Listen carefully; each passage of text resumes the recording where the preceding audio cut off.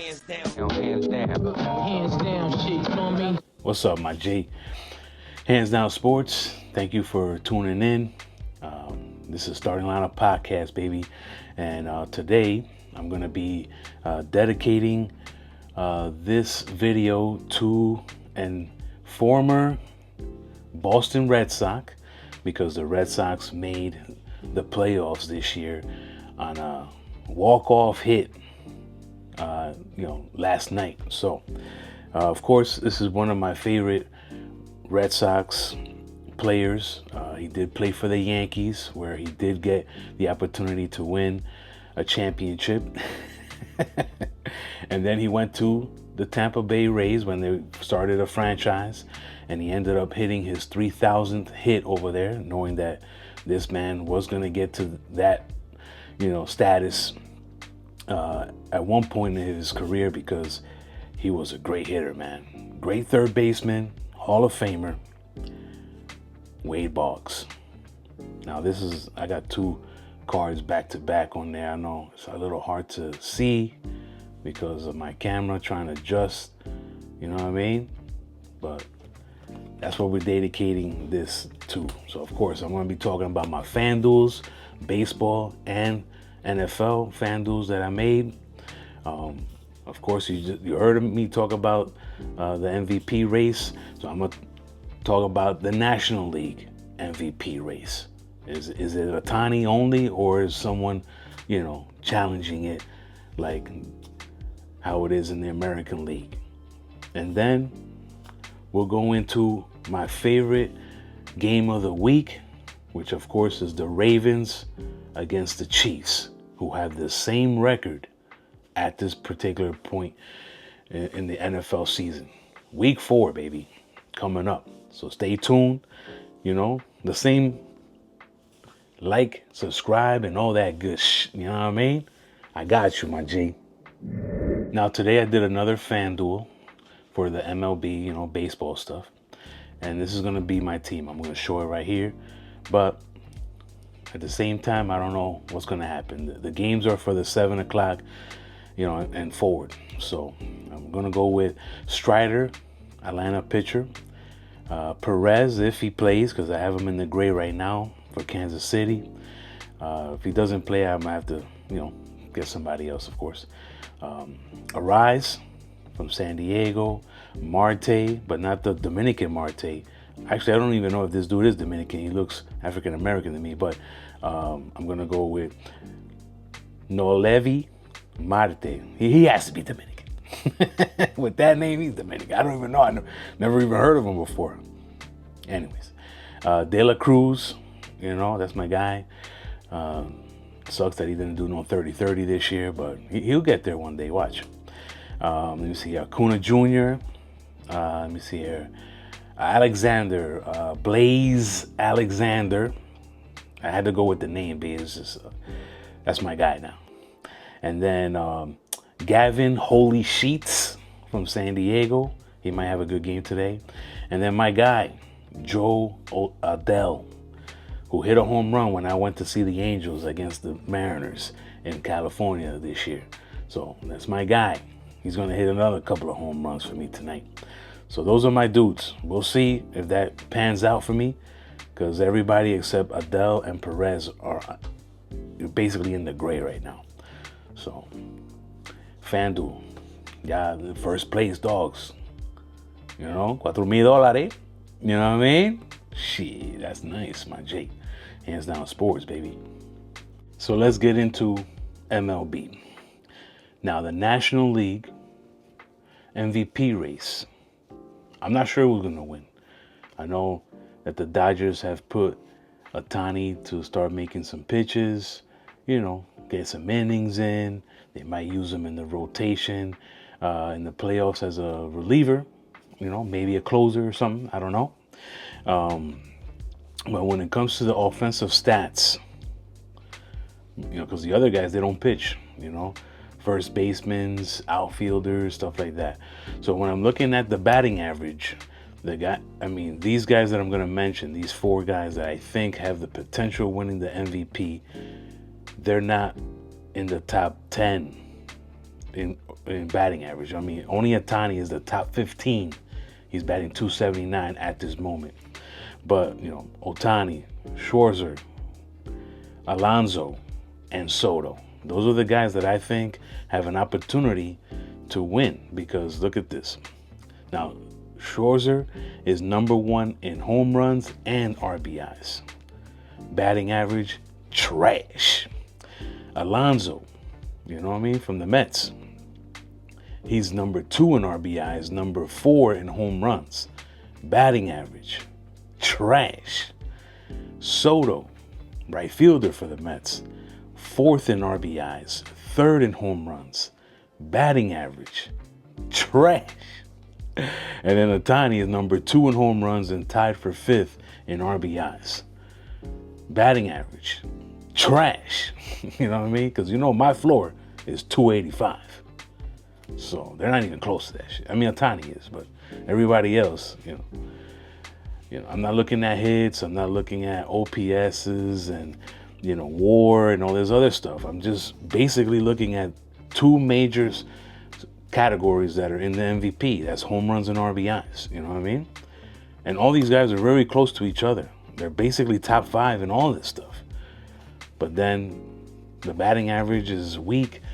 I'll give it to the guy that struck out the least. But, you know, we can go over the WAR. You know, you can do that. You can put that into the category. I mean, I think Scherzer is probably the one winning in that. So I think that he should be the one to get the National League MVP, man. I mean, Diesel, I mean, I'm surprised Alonso's up there. I mean, Soto, you know, he's having a great season for the Mets. I mean, the defense is suspect. You know, you saw that play against the Cubs. Now, that's my take on the National League. At least there's more than one guy. You know what I mean? Because everybody's like, oh, Ohtani, he pitches and he does this. But this year, he hasn't really pitched to be even considered, you know. If he was in the Cy Young race and this, you know, offensive race with the hitting and stuff, then I'd be like, no brainer, right? But Ohtani, the gambler, vamos gamboete. I'll give you $100 million if you win the MVP. But that's my take on that. Now, this video that I'm going to be posting right here, my G. Now, this was the Cardinals-Cubs game. I think this was yesterday. Somebody put it on their IG and I had to show it. Basically, this dude he just needed a single. A single, my guy. Michael Busch. Now, remember, the Cardinals, they're sponsored by Busch Beer, I think it is, or Anheuser-Busch, right? And they walked him in the 8th inning. So he won't get the cycle. He just needed a single. You know what I mean? He's the hardest ones, the triple and the home run, he completed, got the double, and he only needed a single, and they walked him. Now, my take on this: does Michael Busch have in his contract like a little bonus for hitting a cycle? And it's probably not going to be that much because he's not he's not a superstar, right? He's not top of the league of stuff, you know? From my understanding, I thought he was a utility player, but, you know, maybe he does more than that. I don't really watch the Cubs. I don't really know their team that well. So you guys let me know in the comments, you know, what you think about Michael Busch as a ball player, you know? But to me, you know, if he has an opportunity to do something like that, it's like when a pitcher is about to do a no-hitter or a perfect game, and it's the bottom of the 9th. You're going to bunt? Come on, dogs. Step up to the plate, my G. So I don't know. I mean, I don't want to, you know, you want to point the finger at the head coach of the Cardinals for calling the 4. But I think it's more than that. I think it's the owners. Like, yo, what's in his contract? Oh, he's going to get $100K if he gets a cycle? I mean, probably won't be that much. But I'm just saying. No queremos pagar esa vaina. Walk him. That's what I'm saying, though. That's my wild take for the day, my G. You know what I mean? On this video. Michael Bush, I wish you would have got the opportunity to see if you can hit a single. I believe you guys were winning that game. I mean, if we go back to the stats or to the game, MLB. Today is Saturday when I'm recording this, and this was a day game. Onde esta vaina?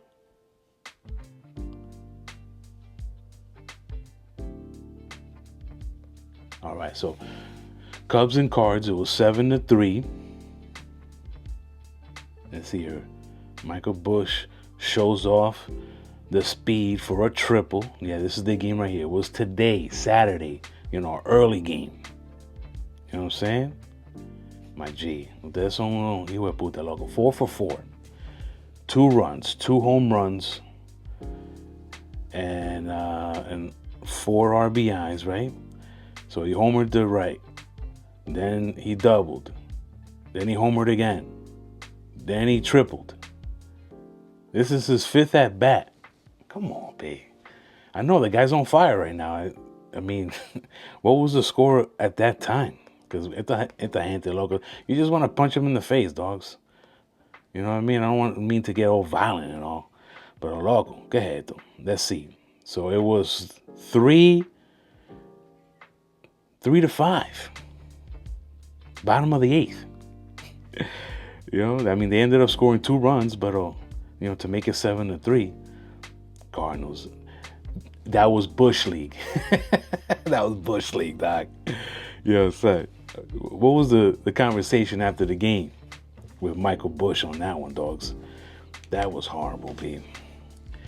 But what can you do, man? A team that's not making the playoffs and a team that's one of the top teams going into the playoffs, man. Let's go Cubbies, I don't mind them going far. They win another chip, that's awesome for their franchise. Just like the Yankees and the Dodgers, the Cubs are one of those franchises that the Major League Baseball Association has that, they got history, son. It's amazing.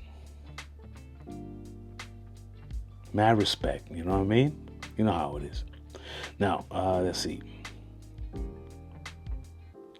Now, the top 20 jersey sales in the major leagues as of right now.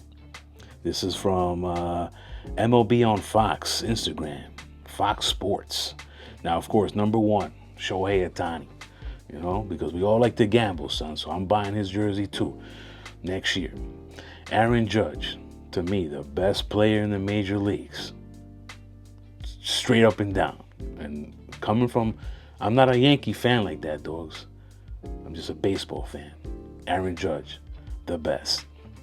Then we got Freddie Freeman and Mookie Betts, 3rd and 4th, man. The Dodgers, they're rocking. That's why they get to pay these guys so much money. Like, the whole team is like millions of dollars. Every player is probably getting $10 million a year. They sell jerseys like crazy, son. Look at that. If you scroll down a little bit, Kershaw's number 12. My G. Okay. Then after that, Lindor and Soto, 5 and 6. Rafael Devers. Wow. The Giants went all out and bought his jerseys like crazy. All right. I didn't expect that one. Bryce Harper. Boom. Number 8. Jose Altuve. Number 9. Fernando Tatis Jr. My guy. Rounding off the top 10. Acuna Jr. Like I said, Kershaw. Oh, Jarren Duran from the Red Sox. Yeah, he's nice, bro. I expect that, okay? Ellie De La Cruz for Cincinnati, number 14. Vladimir Guerrero Jr. for the Jays, number 15. Oh, look, this is the rookie guy. Pete Crow Armstrong for the Cubs, number 16. Yo, everybody loves this guy. Pete Alonso. Then we got Paul Skeens. Let me see here. Manny Machado. And then Cal Riley, the home run champion right now with 60 home runs. The top 20th jersey sales of this year for the Major League Baseball. Very nice. Now, going into the playoffs, we have a top 10 most career playoff home runs. Now, you wouldn't expect it, but you have to have a lot of playoff experience to be on this list.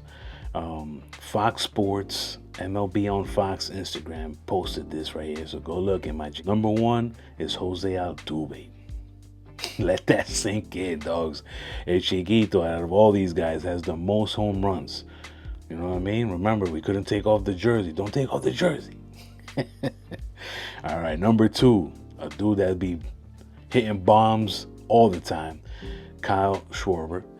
Now, Texas Rangers may not make the playoffs. I don't think they're going to make it, but Corey Seager's up there. Remember, he played for the Dodgers, Texas, when they won the World Series. You know, that dude is clutch. Like, he had an epic World Series for the Rangers. Let me see here. Alex Bregman, remember, he was with the Stros, so they went to a lot of playoff games, as well as George Springer. I mean, these are guys that are tied for third place. Then we got Stanton. Then we got Carlos Correa. I mean, another Astro, and he's back on the team with the Astros, so he's going to get more opportunities. Let me see here. Bryce Harper's on this list right here. Aaron Judge, you know, and then number 10, Enrique Hernandez. Kiki, right? Nice, man. I didn't think he was, man, he's clutch, bro. That's what it is. You know, he doesn't have like regular season stats so you're like super impressed, but that's that guy that in the playoffs he comes up big. You know what I mean? Those are the guys that are, they're deadly, my G. That's what's up, man. I like that. All right, and then the last thing I want to talk about to end this MLB segment, the longest World Series droughts in history in the game, you know what I mean? So, of course, Cleveland, Indians, and Guardians combined, 76 years since they won their last championship. The Milwaukee Brewers, 56 years. The Padres, 56 years. The Mariners, 48 years. So let's go Mariners, let's go Brewers. I mean, I've been rooting for the Padres this year. I went to their stadium. It's Petco Park is just top of the line. And I like that team, man. Do they have enough to make it to the World Series and win it? You know, I mean, they got a good offense. Their defense is, I think their defense is pretty good. It's going to come down to the pitching, of course. I don't think they have 4 great starters. I think they only have 2, but you know, they got a great closer though. Their closer's shutting shit down. So, you know, out of this list right here, I mean, I would love the Guardians to make it to the World Series, but if they end up facing the Yankees at any point, the Yankees got their number, and it's this one, my G. The Brewers have been probably the best team since the All-Star break. And they're number 1 record-wise.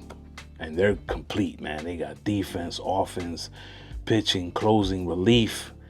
I think that's the squad that's going to win this World Series. I'm calling it a little early, but I'm just going to wait until the brackets are complete and then make my decision, because I might just go with the Blue Jays.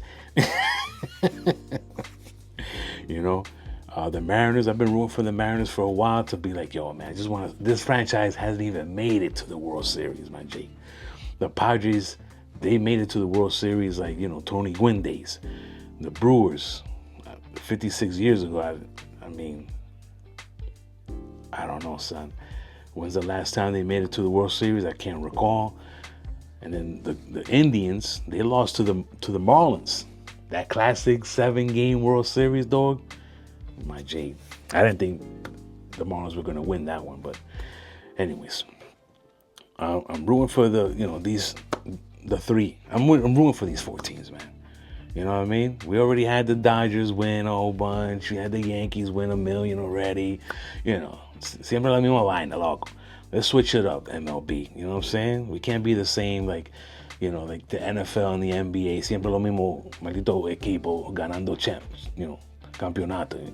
Vaina así, loco. Let's switch it up, babe. We're different. You know what I mean? Let's make it look like it could be any team. You know what I mean? As long as the Guardians got that run right now, though. They're the hottest team right now to me. You know what I mean? Probably like what? They're 20-2 in the last 22? Some craziness like this? All right, my G. Let's go to the NFL. So to start off the NFL segment today, I'm gonna pick winners for week 4. You know, this is excluding the Thursday game. But tomorrow on Sunday, or today, whenever I get to post this video, I'm gonna go with these teams to win this week. So I got here the Steelers, the Chargers, the Texans, the Bills, the Bucks, because I hate Jalen Hurts. I hate Jalen Hurts so much. I had him on my fantasy team for 3 years in a row because I hate him so much. But they're at home, so I'm gonna go with the Bucks at home. The Philly can easily win the game. But anyways, I'm gonna go with the Jags. I'm gonna go with the Colts, the Packers, the Falcons, even though I really got no faith in the Falcons, but the Lions, they better win. The Lions better win. No me vengan con esa vaina, loco. The Patriots, I'm gonna take them at home. I'm gonna go with the Ravens, even though the NFL loves teams that wear red because it's on their shield. You know how that works. You know what I mean? Pero como no quieren que, King Henry and Lamar, Lightning Jackson, they don't want them to win anything. I'm still going to go with the Ravens. I'm going to go with the Raiders, who are at home, even though they probably will lose. But I'm going to go Raiders this week. I'm going to go with the Jets. I'm going with the Jets out in the 305. I'm sorry, Dolphin fans, you know what I mean? But I know that both teams are not looking good right now at 0-3. But, I think the Jets will do a little bit better and win by a field goal. Final score 0-3. And then I'm going to go with the Broncos on Monday night. You know what I mean? And they better win, you know what I'm saying? Because, come on. Anyways, those are the teams that I'm going for this week 4 in the NFL. Let me know about it down in the comments. All right, so NFL segment. And I'm going to go over the starts and sits for each game for your fantasy league. We're going to start with the Vikings and Steelers first. Now, Jordan Mason is a must start, man. He did amazing last week, so let's continue with that. Let me see here. Of course, Justin Jefferson, you got to start that dude. But I would sit Jordan Addison, who's going to be coming back from his little 3-week suspension. I would sit him. I would sit Carson Wentz. Boom. On the Steelers side, Aaron Rodgers, I'm sitting. Let me see here. Who else? Khalid Johnson, running back, sit. I'm also sitting Pat Fairmouth, if I'm pronouncing that right. Juno Smith, I'm sitting him as well. TJ Hawkinson, TJ Hawkinson, tight end for the Vikings. I'm going to sit him, man. You probably have to start him. I know he's a really good tight end, but I don't know. I have a bad feeling. So DK Metcalf, I would start. He's still big body, dogs. Straight big body. Now, Chargers and Giants. Now, the ones that I'm going to start would be, of course, Herbert, Quentin Johnson, Keenan Allen, Omarion Hampton. Guess who I left out of there? I'm sitting Ladd McConkey. Herbert is throwing to Allen and Johnston. Those are the guys making things happen.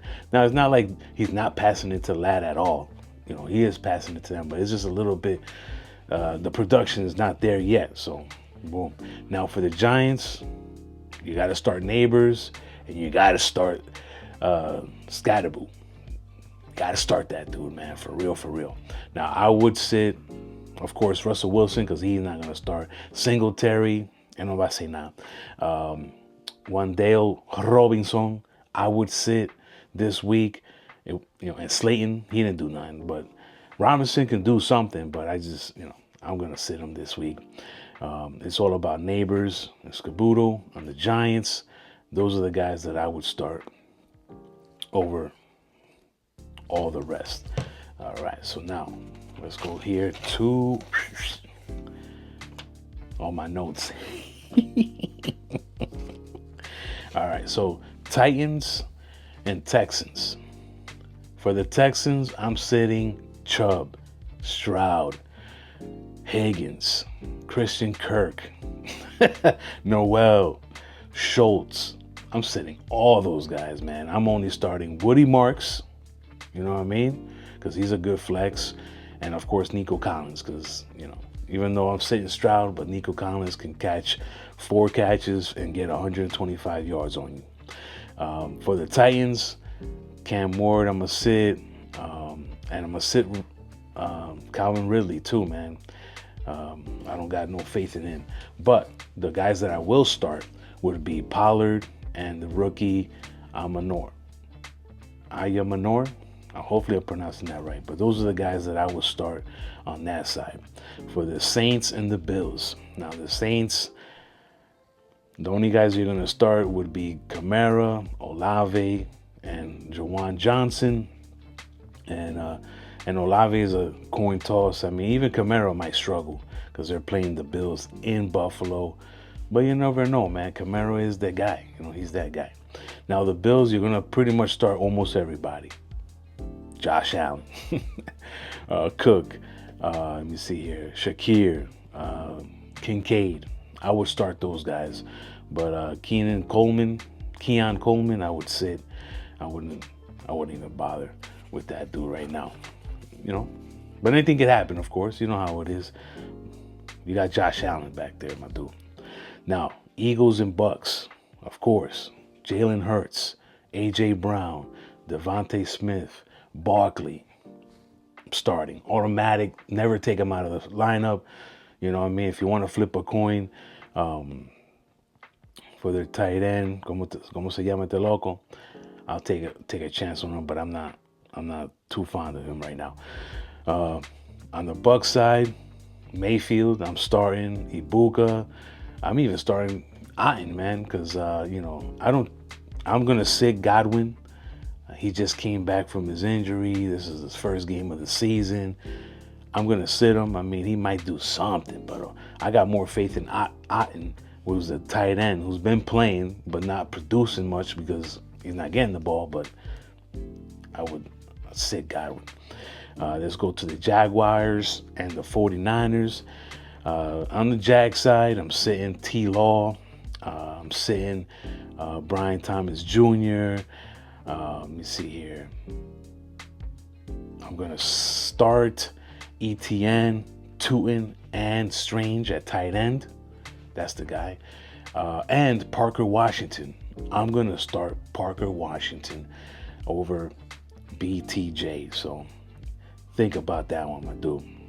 Now on the 49ers side, CMC is an automatic start. He's not going to get hurt. He's going to last all 18 games this year, or 17, and going into the playoffs if they make it that far. He's not getting hurt this year. I'm just going to sit Purdy because he's coming back from his injury, but I'll start Jennings. I mean, Parcell is hurt. He's not going to be there. Ayuk he's not going to start or play this game. So there you go. For the Colts and the Rams, I mean, you got to start a lot of guys over here. I mean, I would sit Stafford, but Puka, and if Adams plays, well, Adams is a coin toss right now. He's dealing with a little something. Kyron, you got to start. Higbee, you got to sit. I don't even know who else is the tight end over there, but Stafford and Higbee, sit down. Let me see here. Indiana Jones, I'm going to start him. Taylor is a must start every week for the next 100 years. I would even start Pittman Jr. and Pierce, man. Let me see here. Warren, the tight end, I would start him too in the Colts. I mean, I'm waiting for him to score a touchdown, dogs. He's on my fantasy league team. Now the Packers and Cowboys, I mean, you're pretty much starting a lot of these guys. Love, Jacobs, Golden, Wicks, Dubs, Kraft, Who else? You know what I mean? Whoever's on their offense, man, go ahead, plug them in. Cowboys, you know, Javante at running back, Pickens, Prescott. I mean, I would even give Ferguson a chance, but you know, he's not hurt or nothing, so he's probably good to go. I feel like he should sit, but that's a coin toss, I guess. Commanders and the Patriots. Oh no, Commanders and the Falcons. I'm sorry. In Atlanta, I'm starting London. I'm starting Robinson. You know what I mean? I'm starting Mooney. I'll start Mooney. But I'm sitting on Penix or Cousins, and I'm sitting on Pitts for real, base. Pitts is just, again, I'm like those. Even if you had Tom Brady, I don't think he'll be good. On the Washington Commanders side, I'm sitting Mariota. I'm sitting Crosby Merritt. I think he's dealing with an injury. And I'm sitting Debo, man. I mean, I can't. He's on my league. He's on my team. I can't. I just traded for him. I can't sit him. So hopefully he gets some running and some catching and some, you know, wide receiver action, some, you know, something. Don't just let him do everything. Don't get hurt, my guy. For the Browns and the Lions, I mean, the Lions, you start the whole team, even the offensive line, if you can get points from these guys. Then Cleveland, I'm only starting Judkins and Judy. That's the only guys that I would start. Everybody else can sit down. The F1. All right. The Panthers and the Patriots. For the Patriots, Hunter Henry must start. May, I would start him. And then all running backs I would sit at the moment.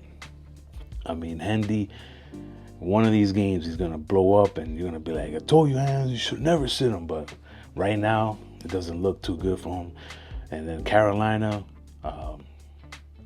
what's this called? McMillan and Hubbard, I would definitely start. Everybody else, I would sit. Now, the game of the week, my G. The game of the week, Ravens, Chiefs. Yo, my dope. I hope I get to watch that one, man. Because I think the Ravens are going to lose, even though I want them to win. They're in Kansas City. They have the same record. They're 1-2. I mean, what are you going to say, man? What are you going to do? You got to start Lamar. Andrews is a definite sit. And then Flowers is a coin toss, man. Sit him or start him. I mean, I'm going to go with the sit. But, I mean, what are you going to do, my G? Mahomie is a start. Thornton and Worthy, who's coming back from injury, he's a start, even though I don't know yet. He should be a sit, though. Worthy should be a sit. Kelsey is a coin toss. I mean, if you need a tight end, and that's who you got, go with it. But I'm thinking I'm sitting Kelsey. I'm sitting Pacheco for sure. Hunt, I'm sitting, even though one of those two may get a lucky touchdown or whatever. You know, this is supposed to be a high-scoring game, and I'm already looking at it like it's not going to be a high-scoring game, bro. All right. Now, the Bears and the Raiders. I would sit Geno Smith. I would sit Genty because he hasn't shown anything. Even though the matchup looks good, you know, the Bears defense is not that good, you know. So it's a coin toss, but I would sit them. But I'm going to start the wide receivers. Jacoby and Trey, Bowers, all three of those guys I would start for sure. I would start Caleb Williams. At QB, I would start him. Swift, I would sit him down. And then, of course, if I'm going to start Williams, I might as well start DJ Moore and Adunze. Just start those guys, man. I mean, Adunze at least is getting opportunity, and he's making something of it. DJ Moore, you know, it's like, I don't know, man. It's like there was, week one, Williams missed him for like a touchdown twice or some shit. So, it is what it is. Now, Monday night, we got the Jets. We got the Dolphins. Jets. That's how you spell it, right? So I'm going to start Hall, Wilson, and Fields in that game if I had the opportunity. And on the Dolphins side, Hill, and Waddle. Everybody else, pa la calle, loco. And then the second game of Monday night is Bengals and Broncos. Now, this is going to be lopsided, so tell me how you feel about this, my guy. But for Cincinnati, Chase Brown, I'm sitting, and T. Higgins, I'm sitting. And everybody else except Jamar Chase. That's a start all day, every day for the next 100 years. I never sit that dude down. He could be with one leg and a finger. I'm putting him out there. He's catching the ball. The Broncos, I'm definitely starting a lot of guys here. Bo Nix, Dobbins, Sutton, Franklin. I'm starting those guys. RJ Harvey hasn't shown nothing. I mean, I don't think he's getting the opportunity anyways. He's a definite sit. It's sad because the dude got skills, but no sé qué pasó. All that talk in the beginning of the season, de que this is the next Kamara kind of player for this coach. But no están haciendo nada, loco. I don't understand it, bro. And then, before I go, my G, a little boxing, my dude. While this video plays of this fight that I'm about to watch right now, you know what I mean? This fight right now is happening in my town somewhere. I don't know where it is. I didn't really look for it. I just saw it on TV and said, Blagata, vámonos para allá. But this is a little trivia question for you boxing fans out there, my guy. And I know you know the answer. The only reason I know the answer is because I saw it on social media. All right, so name the 5 boxers, pro boxing, that have won at least world titles in 5 different divisions. Let me know if y'all know. The weight divisions, there's 5 guys that have won 5 titles in 5 different weight divisions. I mean, one of them just won recently, so you already know who that is. But let me know about the other 4 legends. You know what I mean? I need that comment down below, my J. You know what I mean? Let me know. Ya tú sabes. Hands Down Sports, like always, my G. We'll see you on the next video, dogs. Estamos aquí.